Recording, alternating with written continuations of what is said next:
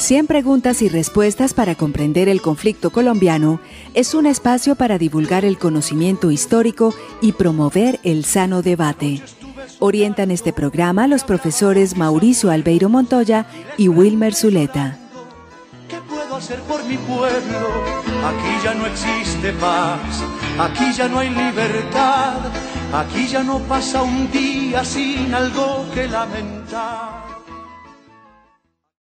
Sean todos bienvenidos a su programa 100 preguntas y respuestas para comprender el conflicto colombiano. Este programa en el que tratamos de conversar y construir una historia alternativa en la que pensamos lo que ha sido la historia del conflicto nacional. El día de hoy nos convocan dos cuestiones o dos preguntas. La primera de ellas, rememorar y pensar sobre un movimiento político como la Alianza Nacional Popular, más conocida como la ANAPO, pero también nos remitiremos hoy a pensar y a conversar sobre los dos últimos presidentes del Frente Nacional, Carlos Lleras Restrepo, gobernante entre 1966 y 1970, y Misael Pastrana Borrero, presidente entre 1970 y 1974. Damos la bienvenida hoy a los profesores Iván Ríos y al profesor Wilmer Zuleta.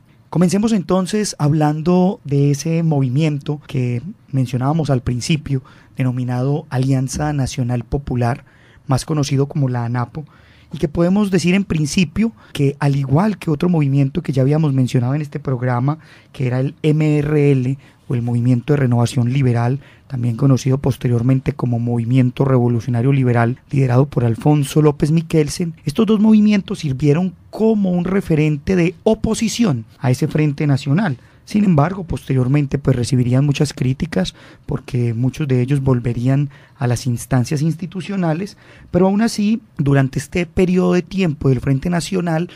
podemos decir, fueron la oposición. Y curiosamente, este movimiento Alianza Nacional Popular tiene sus fundamentos en el general Gustavo Rojas Pinilla, que, como también lo habíamos visto aquí en otro programa, tras terminar su gobierno, algunos que lo llamaron dictatorial y otros de dicta blanda, o algunos gobierno de transición, pierde sus derechos políticos en 1959, cosa que no importa aparentemente a muchos de sus seguidores, que realizan actos de desagravio para tratar de repuntar o de alguna manera volverle a dar protagonismo a Rojas Pinilla. Y uno de esos actos de desagravio bastante particulares se programa en la ciudad de Medellín, programado por Jaime Piedrahíta Cardona, un seguidor de Rojas Pinillismo, podríamos decirlo así, y así también por muchas otras ciudades. Y comienza entonces un movimiento alrededor del general, alrededor de su hija María Eugenia, y también alrededor de un movimiento que logra también implementar elementos de prensa, y aparece así un semanario conocido como Alianza Popular, un órgano difusor del movimiento, en el que se presenta, podríamos decir, el programa ideológico de la ANAPO. Ese programa estaba basado en 10 puntos, y por mencionar aquí algunos de esos puntos, se hablaba de cosas como democratizar la banca, la participación de los obreros en las ganancias empresariales, el acceso gratuito a la salud y a la educación, una reforma agraria integral, cosa bastante particular porque, si ustedes se dan cuenta, en esos momentos estamos hablando de un periodo en el que también el MRL ha venido hablando de esos temas, pero a nivel internacional está específicamente posicionándose el asunto de la Revolución Cubana. Entonces muchos de estos movimientos empiezan a tener como esa tendencia, podría llamarse para algunos de izquierda, como una forma de decir que su programa ideológico tenía más tendencias populares, mientras que el programa ideológico del Frente Nacional podría decirse que era un programa más de tendencia hacia la burguesía o hacia la oligarquía del país. Con la bienvenida al profesor Iván, también queremos aquí hablar un poco de ese papel que políticamente fue cumpliendo la ANAPO a lo largo de su desarrollo como movimiento. Básicamente, la Alianza Nacional Popular como movimiento político se convirtió en la tentativa más importante en el país posterior al auge del gaitanismo por incursionar en la dinámica política y en el juego del bipartidismo y convertirse en una propuesta con franca contradicción a lo establecido por los partidos. Y gracias a la gira, en medio de esa iniciativa del desagravio a Rojas Pinilla, se hace una gira para aglutinar masas y captar las disidencias al bipartidismo, y se convierte en una propuesta política porque consagra dos principios: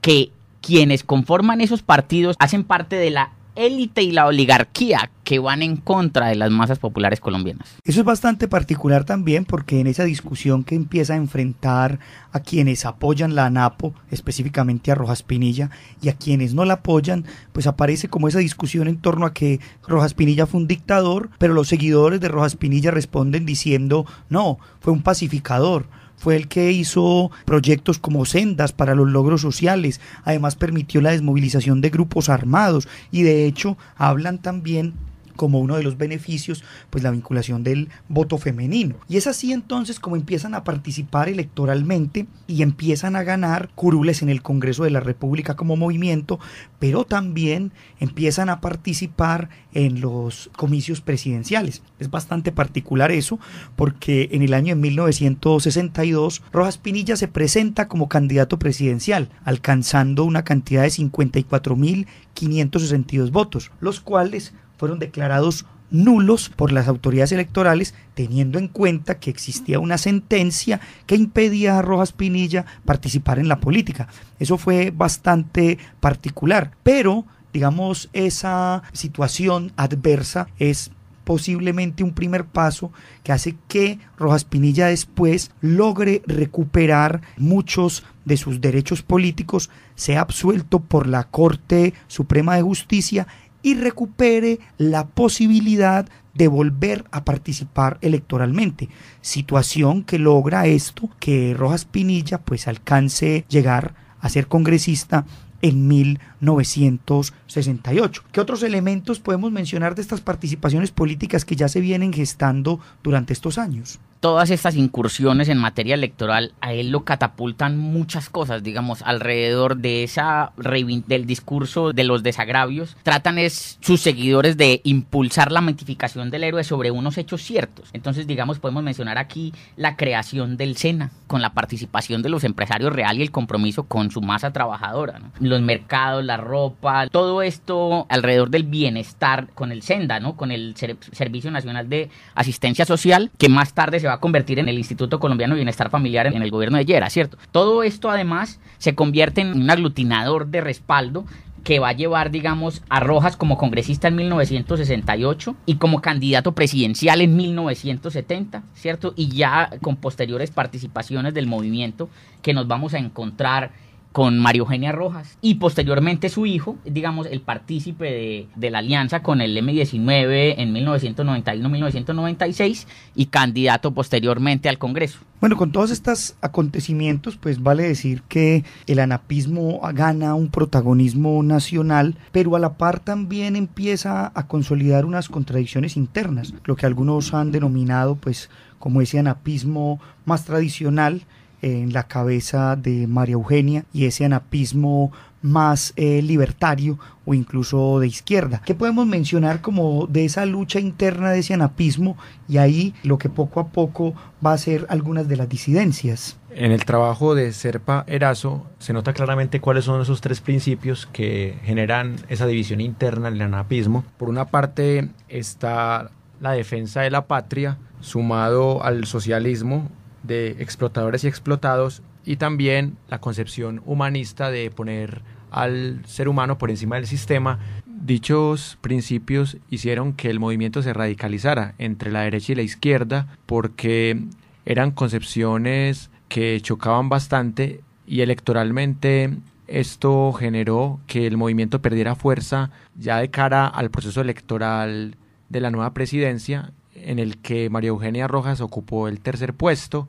porque fue imposible concertar sobre su idea de patria, su idea de concepción económica y también sobre los métodos para tratar de conquistar a los electores. Con el tiempo, pues este movimiento empieza a tener su ocaso, alcanza algunos cargos importantes, pero se consolida después en la coalición política cuando la posterior guerrilla desmovilizada del M-19 pues funda la Alianza Democrática M-19, y ya posteriormente pues muchos de los exmilitantes de la ANAPO pues ingresan a lo que conoce hasta el día de hoy como el Polo Democrático Alternativo. Pero vamos a hablar de un momento coyuntural que es el que tal vez pone como con mayor protagonismo a la ANAPO, y son esas elecciones de abril de 1970. En esas elecciones se marca pues en la historia nacional por el hecho de que el Frente Nacional pues tiene como candidato nada más y nada menos que a Misael Pastrana Borrero, padre del hoy también expresidente Andrés Pastrana, y tiene como contrincante al general o al exgeneral Rojas Pinilla, que de alguna manera pues es la figura más popular en ese momento. Uno podría decir aquí, o me atrevería yo a decir, que es como algo bastante interesante y curioso en la historia política del país, porque es como pensar que en el 53 Rojas llega como un ídolo, en el 57 sale como un paria, y ahora vuelve en el 70, después de todo un proceso político con la ANAPO, pues a ser casi una figura mesiánica, y se ve como el furor de las masas apoyando a Rojas y al anapismo, y esto pues se ve manifestado en las urnas, y allí se genera pues lo que para muchos sigue siendo algo bastante controversial, que fue cómo después del proceso electoral, y que en las urnas o a boca de urna y en los medios de comunicación se hablaba de una victoria evidente de Rojas Pinilla, pues de un momento a otro pues las cosas cambiaron. ¿Y qué pasa? Sucede que de parte del gobierno se impiden emitir nuevos boletines. De alguna manera el ministro de gobierno Carlos Augusto Noriega, conocido por aquella época como el Tigrillo, pues reprime cualquier protesta, ordenado por el entonces presidente Carlos Lleras Restrepo, y eso hace que la gente pues salga a las calles, se pronuncie y se hable claramente pues de un fraude electoral. En ese fraude electoral hay un dato muy interesante, porque los anapistas que defendían a Rojas Pinilla decían que realmente él había sacado 1.117.902 votos y que Pastrana Borrero solo había sacado 1.096.140 votos, pero cuando hicieron un nuevo reporte, el ganador ya era Pastrana Borrero, y por eso los seguidores de Rojas Pinilla tuvieron una relación muy tensionante con este nuevo gobierno, porque siempre asumieron que les habían robado la presidencia y que había perdido el pueblo y que había ganado la oligarquía, precisamente porque veían a Rojas Pinilla como un líder popular que representaba la izquierda, lo que quedaba de la ANAPO. Y es curioso decir ahí también que muchos años después, ese ministro Carlos Augusto Noriega, como decíamos ahorita conocido como el Tigrillo, en un libro que él mismo escribe, pues declara que en realidad en aquella ocasión hubo un fraude electoral que se hizo con el fin de mantener en el poder pues al candidato del Frente Nacional. Vale decir acá que años después el anapismo empieza a perder protagonismo, Rojas Pinilla muere, y tras su muerte pues no hay como una herencia clara de lo que se promovía en el anapismo, y de alguna manera pues empieza a irse hacia el ocaso de este movimiento y termina vinculado en otros matices. Vale decir también acá que ese día pues del robo electoral, o lo que llaman algunos el robo electoral, pues hubo una represión. Acá en Medellín, por ejemplo, muchas personas cuentan cómo la Plaza de Toros, la Macarena, se convirtió en el lugar donde los militares llevaban a aquellos que estaban protestando en la calle, porque se declaró además el toque de queda en una locución presidencial en la que el entonces presidente, como decíamos ahorita, pues no solamente censuró los medios de información, sino que impuso el toque de queda y prohibió reuniones de más de 5 personas en las calles. Es bastante curioso, pues fue el día como en que a todo el mundo lo mandaron a dormir antes de las 9 de la noche, en un momento pues tan convulsionado y en un momento tan álgido para la política nacional, que hasta el día de hoy pues sigue siendo polémico. Usted está escuchando 100 preguntas y respuestas para comprender el conflicto colombiano. Aquel domingo 19 de abril de 1970 se realizaban las elecciones presidenciales de Colombia. Los candidatos eran Misael Pastrana Borrero. Representaba lo que Gaitán llamó la oligarquía conservadora, y el candidato Gustavo Rojas Pinilla, de la ANAPO, que gozaba de un buen respaldo popular. Tras una amplia participación de las masas, el general Rojas Pinilla ganó las elecciones, según datos de la registraduría a las 10 de la noche. Pero el fraude comenzó a cocinarse cuando el presidente Carlos Lleras,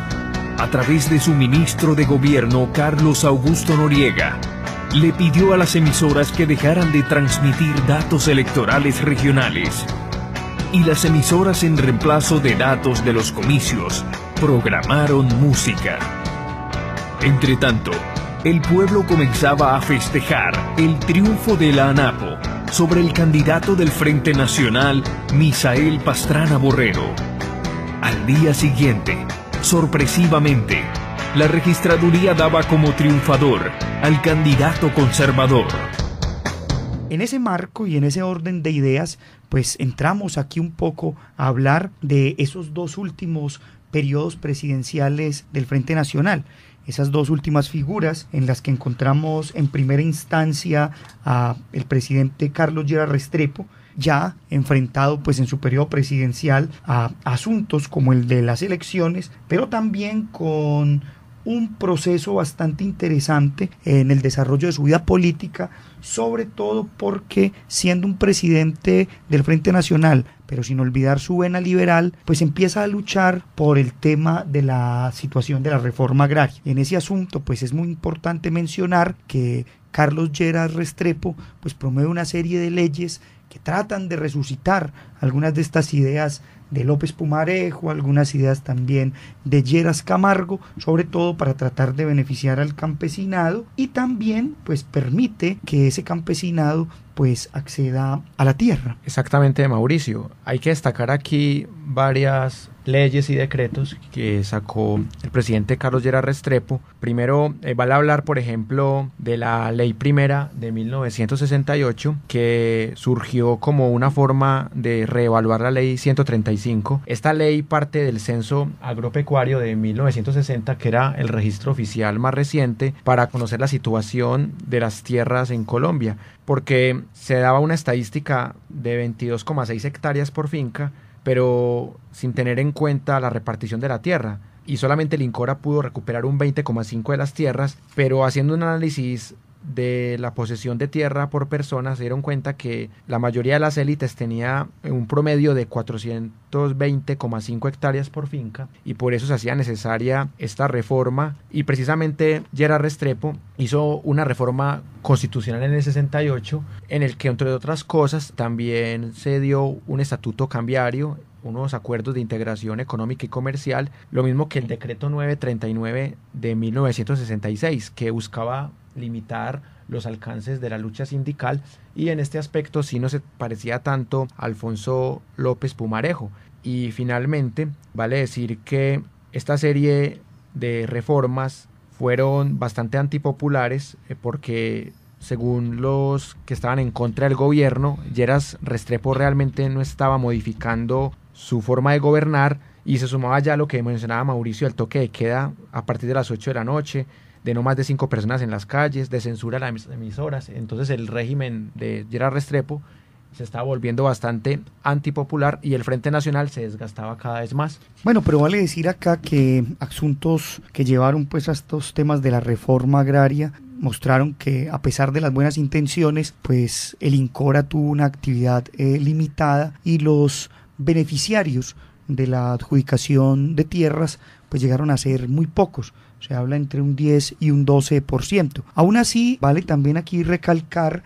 que el presidente Lleras Restrepo fue uno de los promotores de la creación de la ANUC, la Asociación Nacional de Usuarios Campesinos, y vamos a escuchar a continuación un fragmento de un discurso en el que el entonces presidente Lleras Restrepo le habla a miembros de la ANUC en un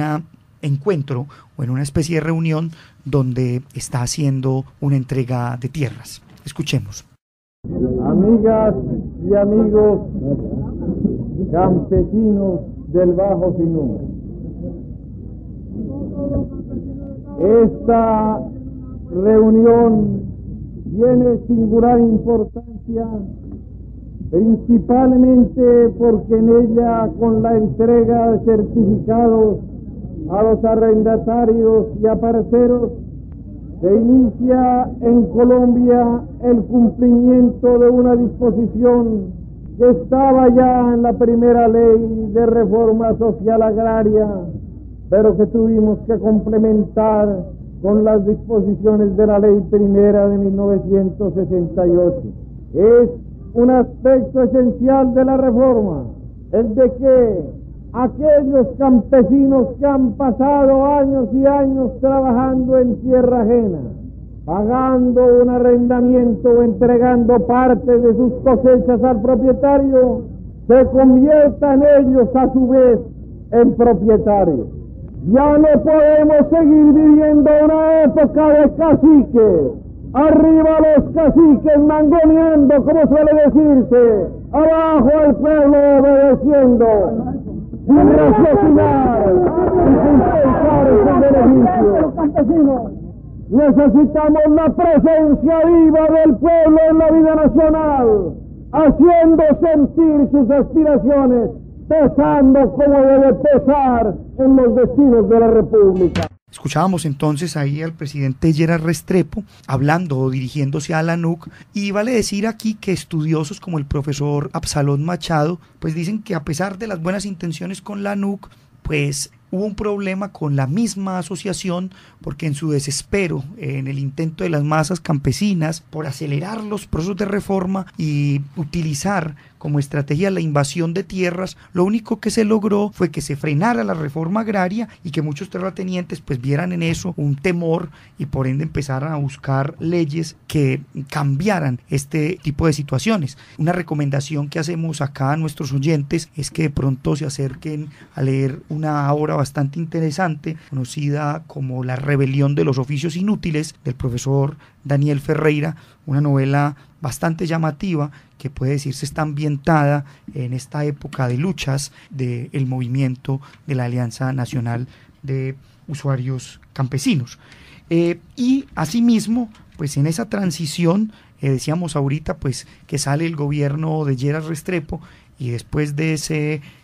colapso del que hablábamos del posible fraude electoral, pues llega el gobierno de Misael Pastrana Borrero. Y si el gobierno de Lleras era un gobierno que para algunos era reformista, ¿qué podemos decir del gobierno de Misael Pastrana Borrero? Porque aparentemente pues era lo contrario, hacía una referencia, era una contrarreforma de los avances que se venían gestando en el gobierno de Lleras Restrepo. Básicamente retomemos esa parte de por qué o cuál es la razón que motiva a realizar la maniobra de que Rojas Pinilla apareciera como perdedor o como un derrotado en franca lid en las elecciones, ¿cierto? Y es que el triunfo de Pastrana Borrero representaba la garantía para el mantenimiento del pacto bipartidista, ¿cierto? Y esto, digamos, se compaginaba muchísimo con eso que mencionaba Mauricio ahorita de entre el desespero de las masas populares y el miedo de las élites, ¿cierto? Y algo allí más o menos se describe en cómo se termina atomizando la ANAPO, porque después de esto, las facciones más populares y los líderes regionales más connotados de la ANAPO señalan que la dirección nacional del partido fue muy blandengue al reaccionar. Y entonces, claro, todos estos terminan no solo en las expresiones de izquierda existentes en el momento, sino también en expresiones armadas.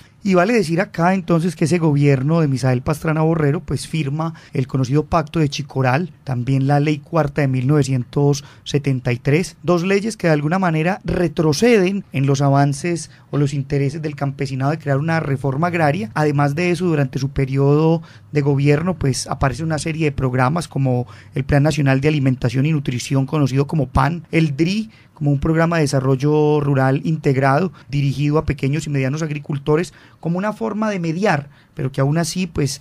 sigue sin alcanzar los legítimos intereses que en aquel momento pues reclamaban los campesinos en una reforma agraria. Y vale decir, como para darle un cierre a ese gobierno de transición, como lo decía muy bien Wilmer, pues es el ocaso del Frente Nacional, pues es una época, estos dos gobiernos, de bastantes protestas sociales, pero también vale decir que es una época en la que se le puede decir que el gobierno se apunta victorias importantes contra los movimientos alzados en en armas, como aquella victoria de la Operación Anorí en 1973 contra el ELN, donde casi que se diezma las fuerzas militares de esta guerrilla, que de alguna manera pues en Anorí trata de hacer un experimento de posicionarse, pero que no lo logra, y el gobierno pues allí se apunta un buen resultado. Y no podemos despedir el programa sin escuchar un fragmento también de la voz del entonces presidente Misael Pastrana Borrero, en el que de alguna manera despide el Frente Nacional y habla de cómo será la política colombiana después de esa transición. Escuchemos. El año antepasado hicimos una reforma constitucional que me correspondió defenderla ante el Congreso y que fue aprobada por las 2/3 partes de ambas cámaras, aún por la oposición actual, en que se pactó lo que se llamó un poco peyorativamente el desmonte del Frente Nacional, para no salir a una solución abrupta, sino por etapas, por escalones. El año 74 termina la alternación, se puede escoger libremente un miembro de cualquier partido político, pero se mantiene la paridad en la administración hasta el año 78. Y a partir del año 78 pactamos las coaliciones en el poder. Ningún partido puede tener la hegemonía en el poder, que fue la causa de nuestros males en el pasado, sino que tiene que compartir el poder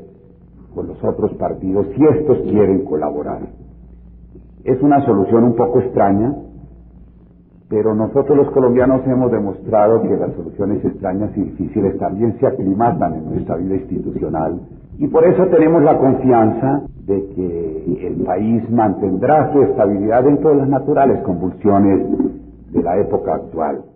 Escuchábamos entonces ahí ese fragmento de despedida del Frente Nacional, y con eso pues abrimos las puertas a nuevos gobiernos, a nuevas formas de ver la historia política colombiana, con lo que llegará ya entonces en los años 74 y posteriormente en los años 78, con presidencias como la de López Miquelsen y Turbay Ayala. Con esto entonces despedimos nuestro programa del día de hoy. Agradecemos a la Universidad Nacional, a Jorge Benjumea en el máster, y a todos ustedes, nuestros oyentes, los invitamos para una próxima emisión. Hasta pronto.